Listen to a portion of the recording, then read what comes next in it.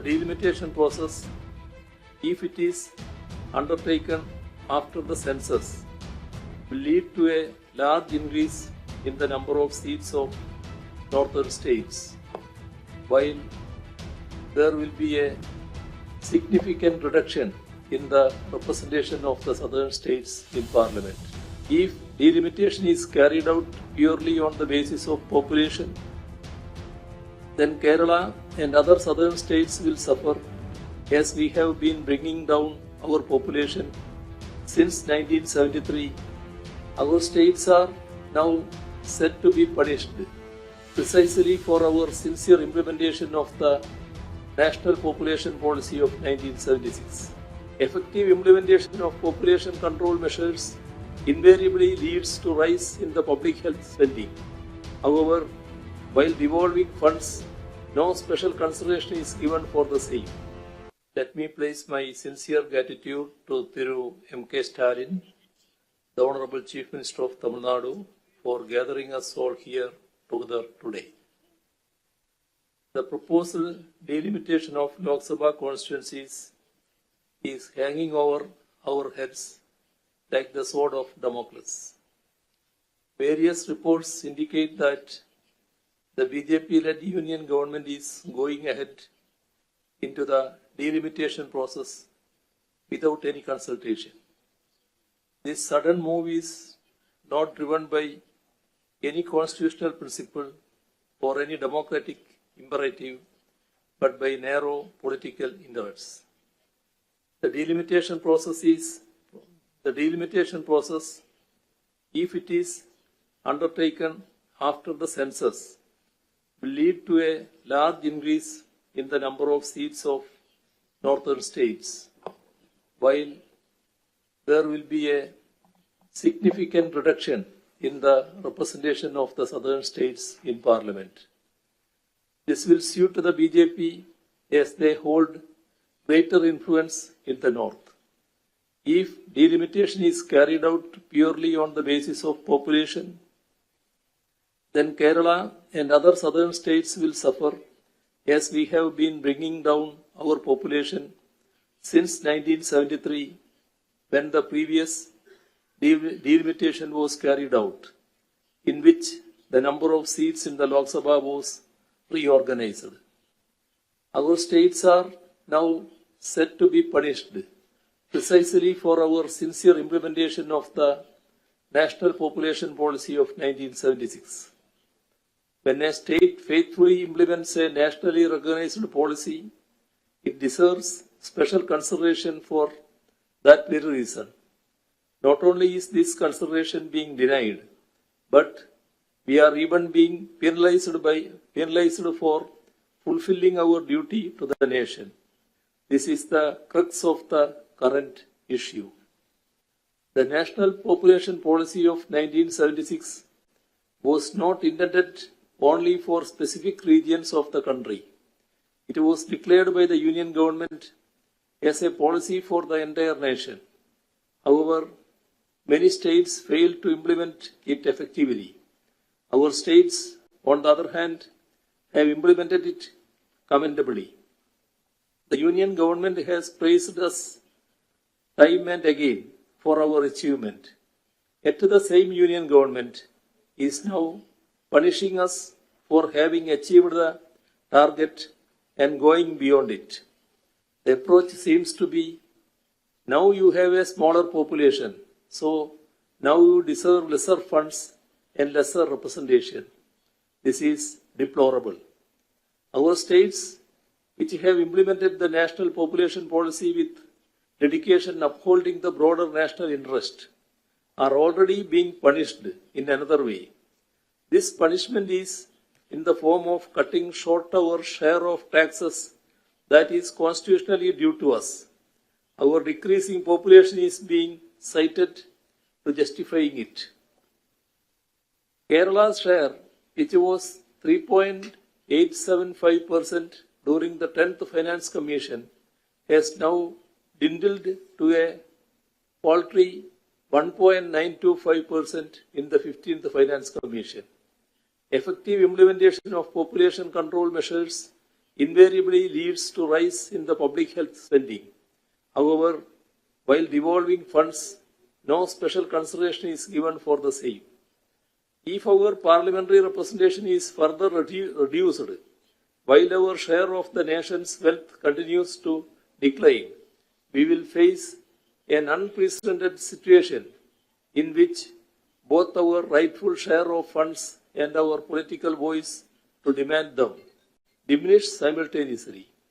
It is in the recognition of the gravity of this issue that we, that is, Kerala, Tamil Nadu, Andhra Pradesh, Telangana, Karnataka, Odisha, West Bengal, and Punjab, are now uniting in protest.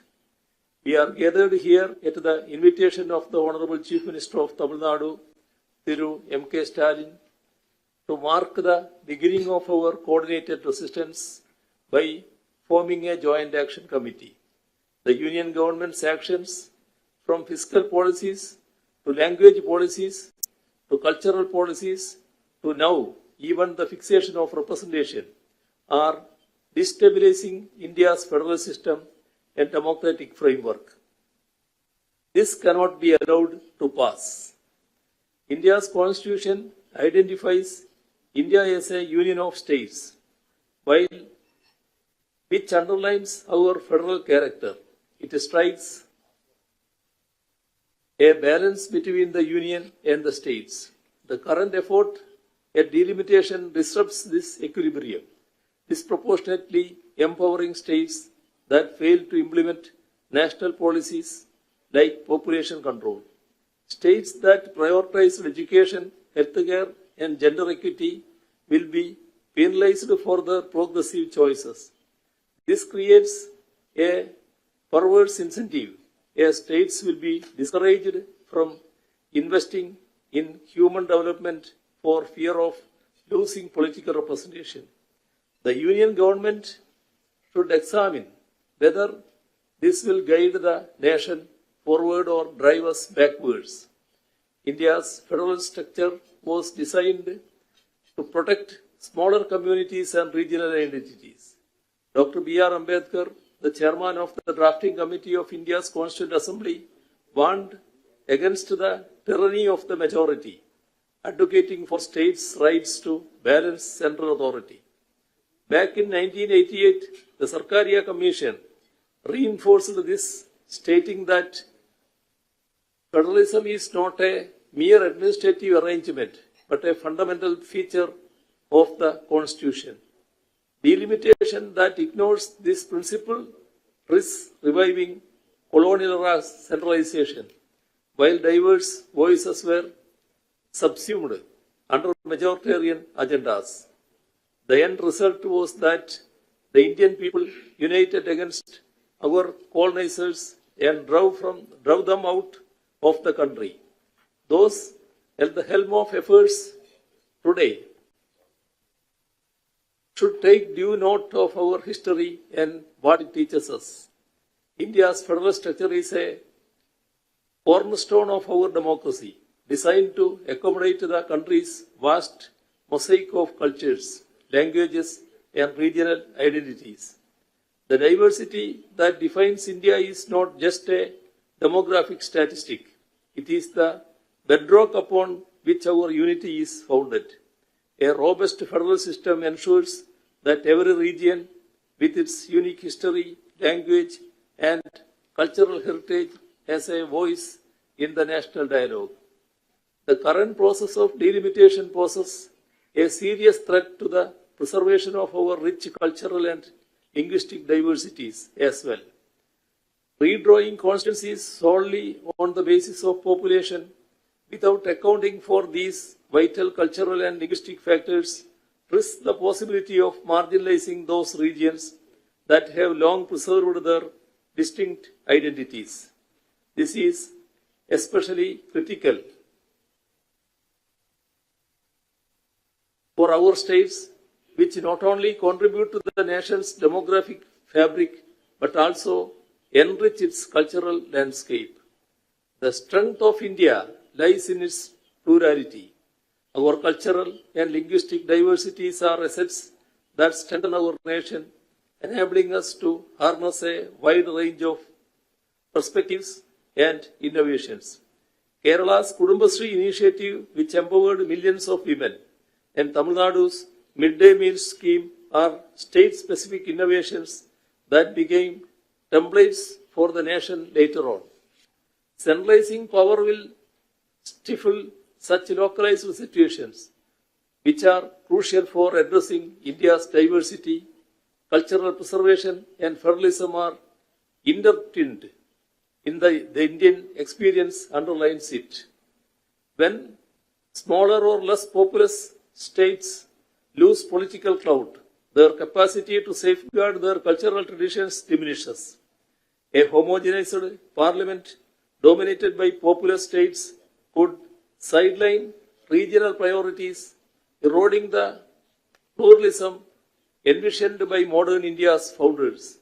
A centralized process that ignores these factors not only dilutes regional voices but also threatens the balance that has allowed India to thrive as a united and diverse republic. The Union government must therefore engage in meaningful dialogue with the states and incorporate our considerations so as to safeguard states' interest before going ahead with the delimitation process. Reducing the representation of our states will create a political and regional imbalance and undermine the diversity of our pluralistic democracy. This must not happen. Kerala's stance on this matter is unequivocal. The Union government's approach, which violates federal principles and seeks to curtail the representation of certain states for political reasons, is unacceptable. The decision on going ahead with the delimitation process must be made only through a consensus. Article 82 of the Indian Constitution mandates the delimitation of parliamentary seats after every census. It was in exercise of this provision that the Lok Sabha strength was increased over the years from 489 to 543. However, delimitations have not been conducted as required by the Constitution after every census.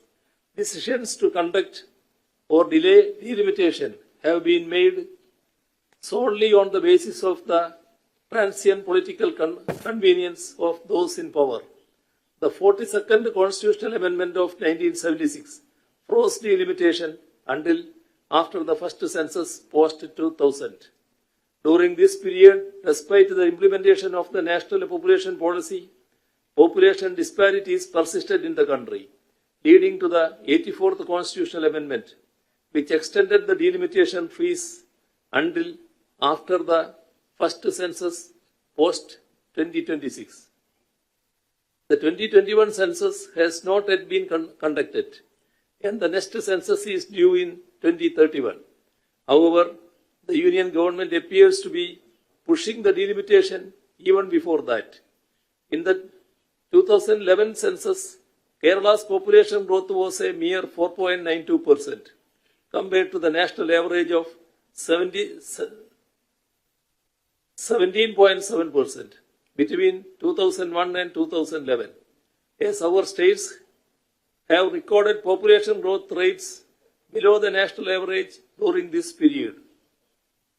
The last reorganization of seats in the Lok Sabha was conducted in 1973, based on the 1971 census. At that time, Kerala accounted for 3.89% of India's population. However, due to the effective implementation of the National Population Policy over the next 4 decades, Kerala's share had shrunk to just 2.76% by 2011. If the delimitation exercise is carried out now, Kerala's reduced population will inevitably lead to fewer parliamentary seats. States being punished for successfully implementing population control policies is unconscionable. We are determined to resist this injustice. Federal principles and equitable representation must be upheld. While the political maneuvering behind the current delimitation effort is clear, It is imperative that the Union government also considers the broader implications for Indian federalism and the preservation of our cultural and linguistic diversities.